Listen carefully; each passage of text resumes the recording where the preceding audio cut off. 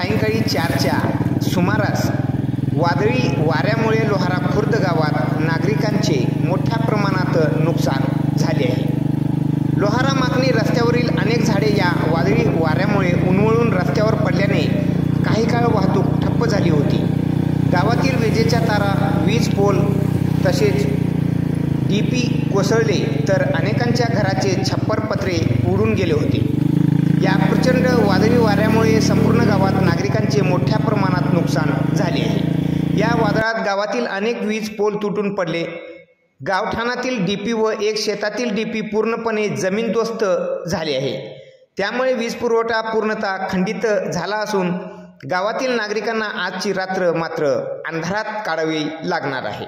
या आपत्तीत नुकसानग्रस्त झालेल्या सर्व नागरिकांना नैसर्गिक आपत्तीची दखल घेत शासनाने तात्काळ आर्थिक मदत व नुकसान भरपाई द्यावी अशी मागणी गावकऱ्याकडून करण्यात येत आहे। तसेच वीज वितरण विभागाने तातडीने तुटलेले पोल व डीपी दुरुस्त करून वीज पुरवठा पूर्ववत सुरू करावे अशी देखील मागणी ग्रामस्थातून केली जात आहे।